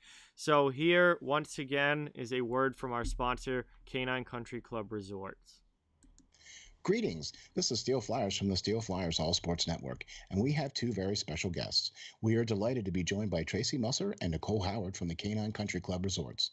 Tracy and Nicole are both managers for CCC Resorts and work at the Windsor or at the club, one of 2 locations, both in Manheim, Pennsylvania. Congratulations on your 30th year anniversary of being in business. Let me start off by saying this. Steel Flyer stands behind this company 100%. They've taken care of Steel Flyer's furry friend for the last 2 years now, and they are a one-stop shop for everything your furry friend needs. In fact, let's find out what our friends at CCC Resorts offer. Nicole, how are you today? Good. How are you? Doing great. Thank you. What are some of the great boarding services that you guys offer, and what do we have to do in order to get our furry friends taken care of when we are unable to travel with them? Well, we like to bring everybody in for a tour first. That way they can see the behind the scenes, they can see where they stay, they can see where they play, and then we explain all of the fun things that we can add on to their reservation, whether it be one of our packages, either a nature walk, a ball time, or even a cuddle time. Oh, wow, that sounds great. Boy, it sure sounds like a resort to me. So how are you today, Tracy? I'm doing well, thank you. Tracy, tell me, is it true that you guys have both an indoor and an outdoor pool at the Windsor location? It is true. We've got one of each, so we're able to offer year-round swimming. The indoor pool is a great option for dogs who are swimming for therapy or rehab. It's got that sloped entry so they can wade into the water. Our outdoor pool is a little bit larger, and it's 4 foot deep the whole way across. And both of them are saltwater pools, so it's really easy on the dog's skin and coat. Wow, that's very awesome. So then during the summer months, you have a much deeper pool outside and then a sloped entry shallow pool indoors for the dogs. Tracy, tell the folks how we can get some pool time. Well, the first thing everyone does is come for an intro swim. We use that time to make sure the dog is comfortable in the water. We make sure they know how to get out of the pool safely, and we go over all the pool rules and etiquette with the clients as well. After that, they're able to schedule private appointments where they have the pool to themselves, or they can invite friends and have a whole group swim going on. So after a dip in the pool, then it would have to be off to the groomers, right? I mean, our furry friends cannot go out looking their best. Nicole, what are some of the great services your top-notch groomers provide? Our groomers, they specialize in full service grooms. We can do the basics, whether it be just a bath and a brush out or a blowout. Or for the extra pampered pooches, we can do nail dremels, we can do deodorizing soaks, and also facials. Wow, man, that sounds like a resort if you ask me. Tracy, I know one of the main programs here at CCC Resorts is the WAGS program. The Steel Flyers dog is enrolled in this program. So why don't you tell the folks what is involved in this and how they can get enrolled? Yeah, the WAGS program is our primary daycare option at the Windsor. It's designed to be a structured program for people who are looking for a set routine for their dog. They all come on the same days each week, which allows them to have set friends, and we know exactly what's going on with each group. So we do a little bit more activities, and we build more into their daily routine there. But we've got other daycare options as well for the people looking for a little less commitment. We do an hourly care where you can drop them off and just pay by the hour. We also do a day stay option, which is great for the dogs that prefer human friends instead of making friends with other dogs. And then we have a traditional daycare option as well if you're looking for the occasional outing for your dog. Wow, there you have it. A full-service groomer, a daycare program, and an indoor and outdoor pool. What more could you ask for? Sure seems like CCC Resorts has everything covered. Remember, DOG, depend on God.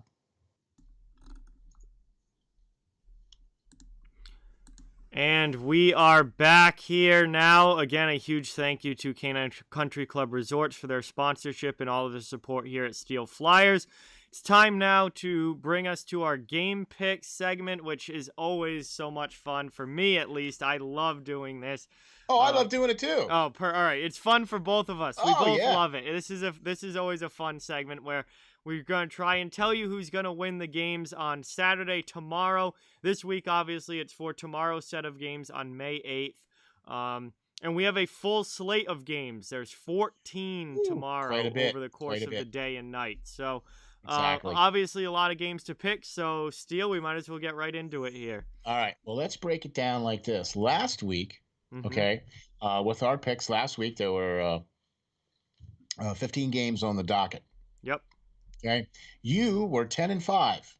Okay, I'll take it. I like it. That's a good record. Yeah, I'll take that. I was 9-6. Nice. Right? Nice. A winning week. Yes. Yeah, all right. Awesome. You are 77-60 on the year. Okay. Okay. I am 67-70. So I'm only 3 games off of being 500. You can get it this week. Yes, if I pick some right games. Yeah. All right. So let's pick some right games. We got a slate of games scheduled for the 8th of May. Yep. Quite a lot of them, so we're going to get right into it here because we got to get this done. Yep. All right. Game number 1 is your favorite and mine, an afternoon matchup with the New York Rangers versus the Boston Bruins. Yep. I'm taking Boston in this one.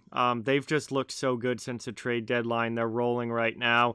Rangers obviously on a 5-game losing streak, struggling, and there's just such an emotional letdown after being so amped up and the emotion level being so high with everything that was going on with the Capitals. For them to now just have to come down from that and go play a different team. We saw it on Thursday. A different team, but Boston. Yeah, we saw it on Thursday night that they're just probably not going to come back from that. Yeah, no. Yeah, probably don't. I'm with you on that. And historically, though, Boston has not played well in the afternoon or the matinee matchups. Mm-hmm. But I agree. I think this is going to be the difference maker for this one. I'm going Boston on this too. Yeah. Okay. Next game is Buffalo versus Pittsburgh. Pittsburgh. Yep. Just Pittsburgh. Yep. Pretty much. Don't even really need to say much about that one, do we? Definitely not. Nope. Okay. Next one is another one that's kind of a. Okay. Is it though? Ottawa versus Winnipeg. Ottawa. If you take out Ottawa's horrendous start, like their first, I think 14 games, since then they're an above 500 team. Okay. Ottawa's actually been decent this year. Winnipeg just broke their 7-game losing streak. They've fallen all the way back to the point where they could drop to 4th in the North. Because Montreal is 2 points back. Yeah, they could drop to 4th. However, I do think that the Winnipeg Jets win this game, so I'm going to take Winnipeg. Yeah, I'm with you on that. They need to win this game. They do. They really do if they want to be ahead of Montreal. Yep, they need to win this game. Because, well, quite honestly, I don't think it's going to necessarily matter if they lose this game because of what's going to happen a little later. Which we'll talk about that in a minute. All right, New Jersey Devils versus the New York Islanders. Man, the Islanders have really been struggling recently, including losing to New Jersey. Yeah, I've not been impressed with the Islanders recently. I'm going to take the Devils. That's who I'm picking. Yep. That's exactly who I'm picking. Yep. Based off of the game they played the other night, Blackwood looked really, really good. Yep. And New York Islanders ever since they've lost Anders Lee and then they went and got that trade and it from hasn't the New really Jersey worked. and it hasn't really worked out. It hasn't really worked. Right. So that's kind of the we'll see, but I'm picking the Devils on that one too. Yep. All right. This one here should be real easy too. Philadelphia versus Washington. Washington. Capitals have got to take that. Yeah, they do got to take it, but they're also playing Philly. Mm-hmm. And, well, I think I'm going to go Philly on this.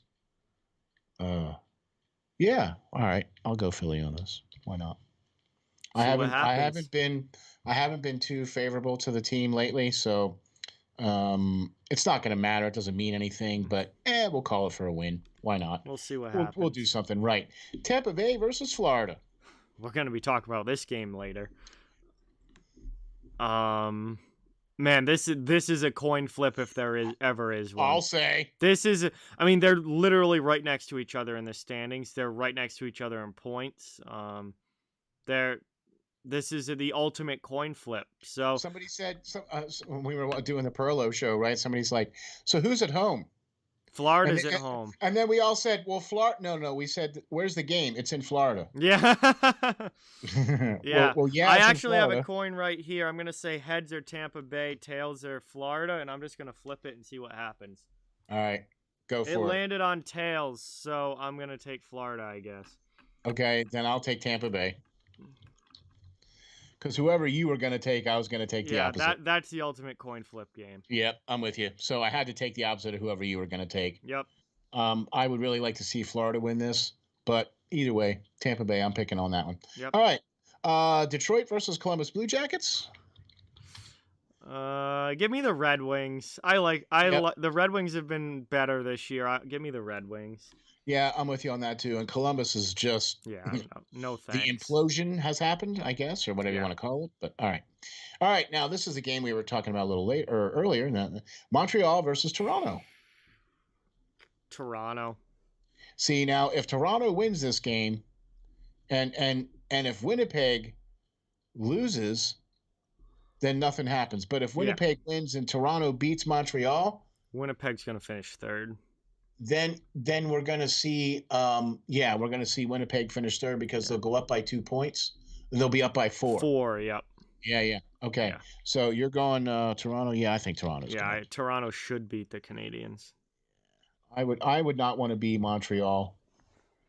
Well, if you're Montreal and you win this game and then that going into the playoffs, that'd be a nice feeling going into the playoffs if you have to play Toronto again and be like, hey, we just beat you. We may be a 4 seed, but watch this. Okay, but they don't really have Price is back. Price is not back yet. No. Right, so I don't have any confidence in whatever they put up there in goal because Lemieux played. Primo played the other night. I'm taking Toronto, but I'm saying Montreal's beaten Toronto a couple times this year. Yeah, they have. This is another game. That's next game. It's Carolina versus Nashville. See, this is tough because obviously Carolina is the better team, but this game means so much for Nashville and doesn't for the Hurricanes that I wonder if the Preds are just going to go out there and, do anything it takes to win this game because they haven't secured a playoff spot yet. Yeah, I'm going to take Nashville. I think this game just means so much to them that they have to win this game. I can't take Nashville. I have to take Carolina. I have to. Yeah, I can't take Nashville. Sorry, can't do that. Anaheim versus Minnesota. Minnesota, way better team. Yep, that was easy. Yep. Okay, St. Louis versus Vegas. Vegas, better team. Yeah. St. Louis could really... I mean, the Blues have been playing well. I got to give them credit. I shouldn't just gloss over the Blues like that. They've been playing well. Yeah, they really have been playing well, especially their series against Minnesota. Yeah, they did. They did. I mean, that was to get them into the playoffs, and they went out and took that care cemented. of business. Yeah, that cemented them getting into the playoffs. Yeah, I'm with you. I still think Vegas is so good. Yeah, I agree. Especially over St. Louis, because St. Louis is still kind of hurting a little bit too, and so we'll see how that goes. Likely a first-round playoff preview right there. Yeah, probably right there. All right, Colorado versus LA. Colorado has to win this game. Yep, I don't know. I agree. They haven't been the same recently. I don't know what's going on exactly, but they've got to win this game. I agree. 100%. They need to get there where they need to get to, and the only way they can do that is to win. They got to worry about being caught by Minnesota at this point. So now they do, yes. Yeah. So they got to pick up a win against the Kings. If Minnesota beats Anaheim and the Kings beat Colorado, that's bad for Colorado. Yep. So Vancouver versus Edmonton. Edmonton. Yeah. Oilers should win that. I mean, they're in good shape to finish second, and this will be the game probably for 100 points. He'd need 4. Well, that's not unheard of. No, Conor McDavid's absolutely capable of a 4-point game. I don't know if it's necessarily going to happen tomorrow, but he'll probably pick up at least 2. Yeah, there you go. I'd expect him to be at least at 98 by the end of the night. All right, I'll take 2 or 3 points on that. Okay. All right, Arizona versus San Jose. Oof. I mean, they're both eliminated, so there's really ugly. Nothing to play for. I don't, who's going to be in the lineups. It's tough to tell. I'll take the Sharks just because they're at home. Yeah, that's who I was going to pick anyway. Yeah. I'm actually picking them, believe it or not. Yeah, that meaningless game. I know. Yeah, I know. So there you have it, folks. We got our Saturday night matchups, and we'll let you know next week how we did. And good luck to you, John. Thank you. You as well. Yep. Thank you. We need three more wins than losses, and we'll be above 500 for me. And John only needs 3 more wins to get to 80. So there you go. I better get there if I don't get boy. Otherwise, I'm going like 2-12 this week. Yeah, that would be bad. That would be real bad. After we have those great game picks, the next things that we like to talk about is games of the week. Yes. And these are the best games of the upcoming week from Saturday through Thursday that we feel, John and I, feel that are the best games that should be watched over the next couple of days. Okay? So, John, what is your games or game or teams or whatever? Matchup. Yeah. What is your matchup to watch this week? The Tampa Bay Lightning and the Florida Panthers. Yep. They play on Saturday and they play again on Monday. It's the final games of the season for both of these teams. And second place is on the line. Yep. Tampa Bay and Florida are in second and third right now. And they are fighting it out for who's going to have home ice in the playoffs in second and who's going to be the road team in third.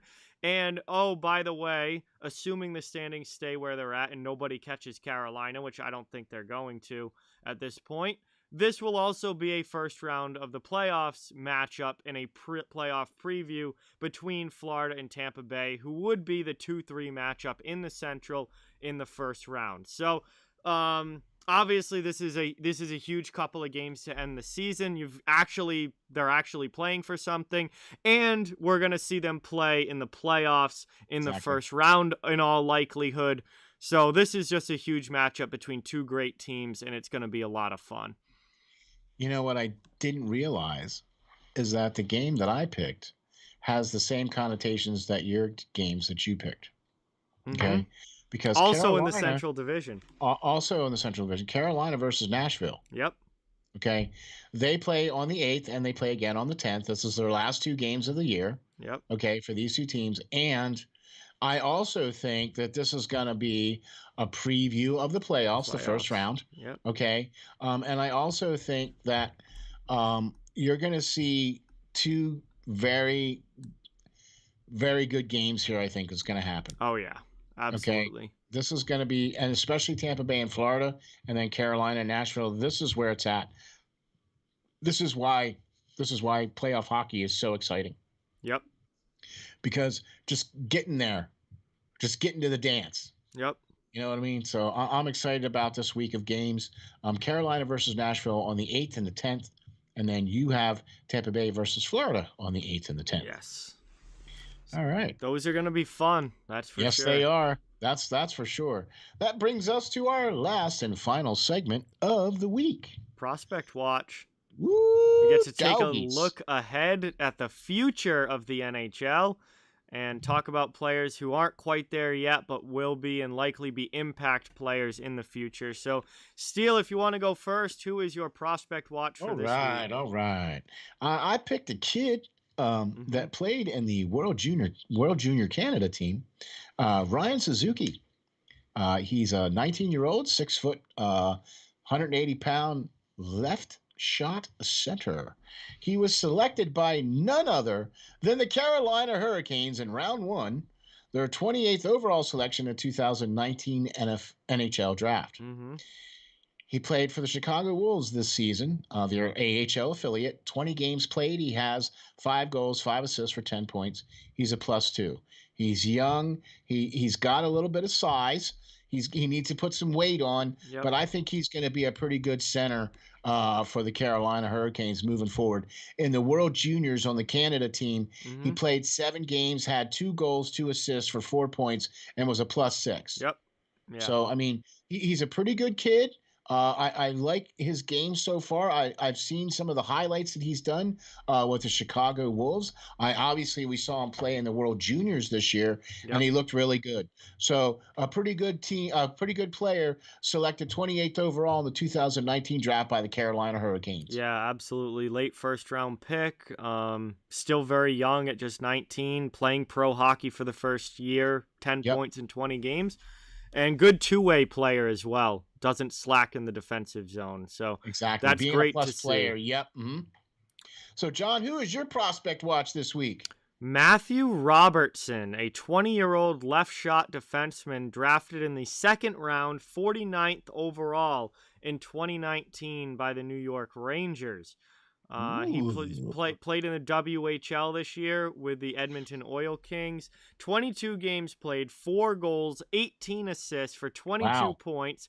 So a point-per-game player as a defenseman. Wow. And he was +26 on the season. I believe he was an alternate captain on the team. He's a big boy. He's 6'4", 200 pounds. He'll obviously put weight on as he gets older. Two-way defenseman, can play at both ends of the ice.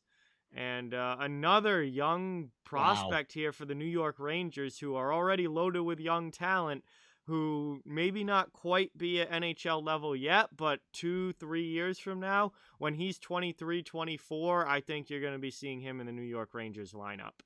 You might see him sooner because they need that type of size and grit and defense on the team right now. Yeah, it's possible. You know what I mean? Yeah. So, and being his age and his skill level, he's probably going to come to camp this year at least and get a shot. Think so, yeah. I would think he'd probably do a year or two in the AHL. Yeah. But he's definitely, you're going to see him play in the preseason, I think, this coming easily, September. I think so. Absolutely, yeah. I agree. Yep. Well, wow, there you have it, man. Those two great players. We had a defenseman and we had a centerman in our prospect watch. Wow, there you go. And that is going to finish off episode 19 of the Off the Wall Hockey Show here, a hockey show for hockey fans. Steele, it was a blast as always. Great to have you on. Yeah, man. Love doing the show with you, John. I look forward to this every Friday. Mm-hmm. I look forward to doing this show with you, man. This is one of the highlights of my week. I take a good amount of time and do the research in this. Yep. I watch a lot of hockey to make sure that I'm up on everything too. You know what I mean? But a lot of thanks goes to what you do, John. A lot of thanks goes to the fact that you produce this show, you put it together every week, and you make sure that it goes out and all that other stuff. So thank you very much for all you do. Really appreciate everything that you do here at Steel Flyers. So thank you very much for that. Really appreciate that, man. I can't wait to see what we can do in the future. Yeah, absolutely. Thank you for having me be a part of this. It's awesome for sure. And we'll be back next week with episode 20, which is a lot of episodes and a lot of hours talking about hockey. But by next week, I think we're going to be getting into playoff talk because the season will be pretty much done, and it will be playoff time, and we'll be looking ahead to the postseason. So that is going to be a lot of fun. You are not going to want to miss it. Thank you to our sponsor, Canine Country Club Resorts. Obviously, their support means so much to all of us here at Steel Flyers, not just for this show, but for everything at Steel Flyers. And we can't thank them enough for that. And a big thank you to all of you who are watching or listening afterwards, or whether it's live or whether it's a couple days later. You guys are the reason that this show is able to happen and able to exist. Thank you guys all so much. I hope you all have a fantastic weekend. Hope you guys enjoyed the show tonight, and we'll be talking to you next week on Friday. Same time, 8 p.m. to 10 Eastern, as usual. And we're going to be looking ahead to the postseason, and it's going to be a whole lot of fun. So with that, guys, thank you again. Have a great night, and talk to you all very, very soon.